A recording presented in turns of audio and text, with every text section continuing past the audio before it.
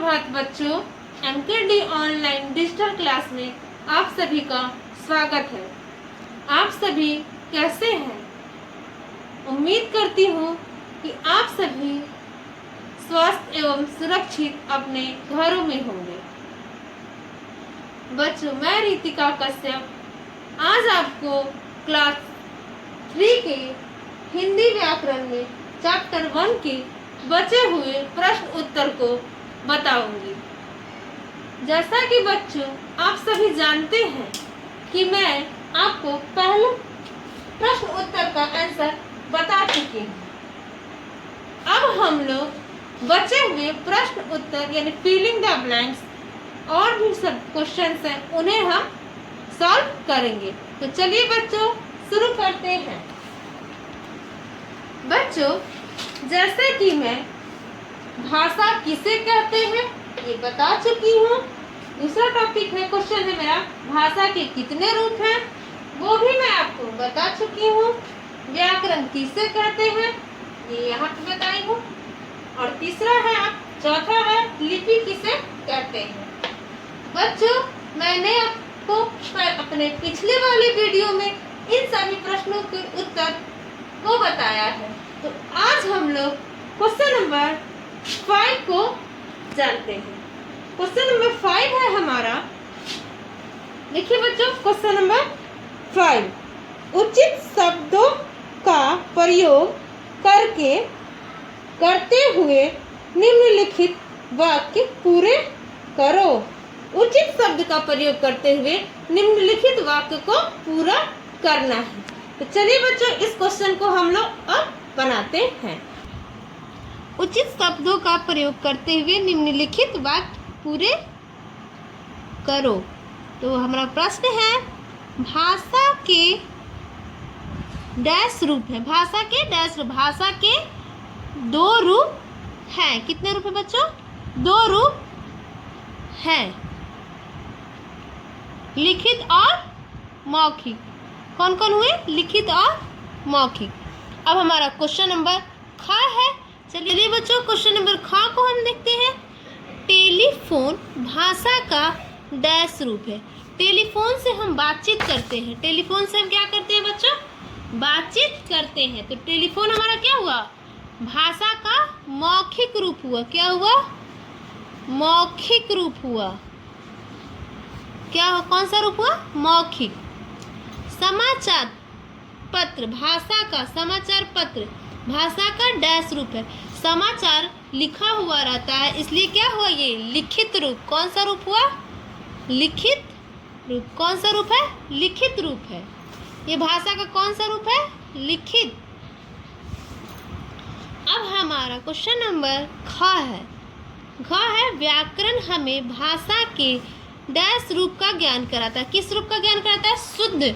व्याकरण से ही हम शुद्ध और अशुद्ध का ज्ञान करते हैं। किस चीज का? शुद्ध और अशुद्ध। अब हमारा अंगा नंबर क्वेश्चन है, लिखने के लिए निर्धारित चिन्ह डैश कहलाते हैं। यानी लिखने के लिए, जैसे मैं आपको बता चुकी, लिखने के लिए जिन चिन्हों का प्रयोग किया जाता है उसे हम लिपि कहते हैं। यानी निर्धारित चिन्ह को क्या कहेंगे यहाँ पे? लिपि। क्या कहलाते हैं? लिपि कहलाते हैं। निर्धारित चिन्ह। लिखने के लिए निर्धारित चिन्ह को हम लिपि कहते हैं। लिखने के लिए निर्धारित चिन्ह लिपि कहलाते हैं। अब हमारा है नेक्स्ट MCQ क्वेश्चन। क्या है? तो दिए गए MCQ क्वेश्चन है बच्चों। तो यहाँ पे दिए गए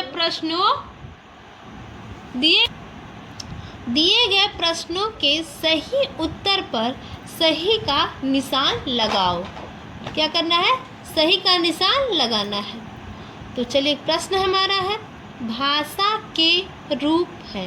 भाषा के रूप है, इसमें है 3 दिया। क नंबर में क्या है ऑप्शन? 3, ख नंबर में 2 और ग नंबर में 4। तो जैसे बच्चे अभी आप जानते हैं कि भाषा के 2 रूप हैं। कितने रूप हैं? 2, मौखिक और लिखित। तो हम यहाँ पे क्या करेंगे? यहाँ पे सही का निशान लगाएंगे। अब हमारा नेक्स्ट है, भारत की राष्ट्रभाषा। तो भारत की राष्ट्रभाषा क्या है? हिंदी है। इसे राष्ट्रभाषा क्यों कहते हैं? क्योंकि ये एक जगह नहीं बोली जाती, सभी जगह बोली जाती है। भारत के हर राज्यों में नहीं, सभी जगह बोली जाती हैं। सभी लोग हिंदी भाषा का प्रयोग बहुत ज़्यादा, एक राज्य में नहीं, एक से अधिक राज्यों में इस भाषा का प्रयोग होता है, इसीलिए क्या है? राष्ट्रभाषा है। तो यहाँ पे हम अंग्रेजी दिया हुआ है, हिंदी दिया हुआ और संस्कृत। तो हम क्या लगाए यहाँ पे? हिंदी। हम यहाँ पे क्या लगाए? हिंदी। अंग्रेजी, हिंदी और संस्कृत में हम किसका लगाए? हिंदी। अब हमारा तीसरा नंबर क्वेश्चन है, हिंदी की लिपि है।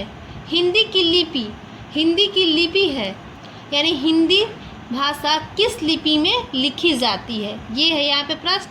पहला है देवनागरी, क नंबर, ख नंबर है रोमन और ग नंबर है फारसी।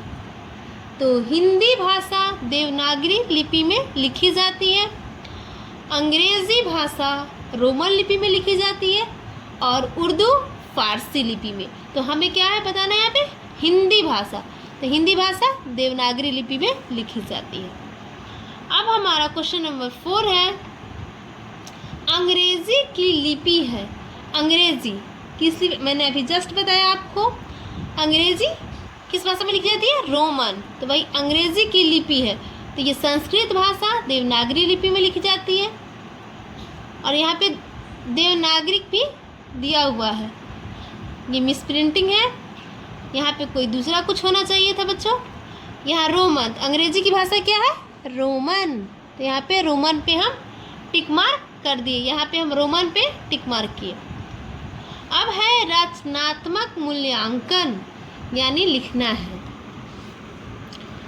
तो दी गई भाषाओं की लिपियों के नाम लिखें। दी गई भाषाओं की लिपियों के नाम लिखें। पंजाबी, पहला क्वेश्चन है पंजाबी का नंबर। पंजाबी भाषा किस लिपि में लिखी जाती है? पंजाबी भाषा गुरुमुख लिपि में लिखी जाती है। मैं यहाँ फ्रेश लिख देती हूँ, किस भाषा में? गुरुमुखी भाषा में लिखी जाती है। पंजाबी भाषा किस लिपि में? गुरुमुखी लिपि में। उर्दू फारसी में, किस भाषा में? फारसी में, जैसे मैं ऊपर आपको बताई थी। चलिए, संस्कृत देवनागरी किस भाषा में? संस्कृत देवनागरी। हिंदी भी देवनागरी लिपि में लिखी जाती है। मैं यहाँ पहले से लिखी हुई हूँ, फिर ये फ्रेश नहीं है इसलिए मैं यहाँ पे फ्रेश लिख रही हूँ।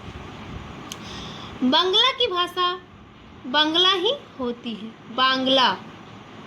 बांग्ला ही होती है। तमिल को तमिल भाषा में ही लिखते हैं, यानी घ नंबर हो गया आपका हिंदी का देवनागरी, बांग्ला का बांग्ला और तमिल का तमिल। तो बच्चों, ये हमारा चैप्टर 1 का प्रश्न उत्तर MCQ प्रश्न उत्तर है और रचनात्मक मूल्यांकन।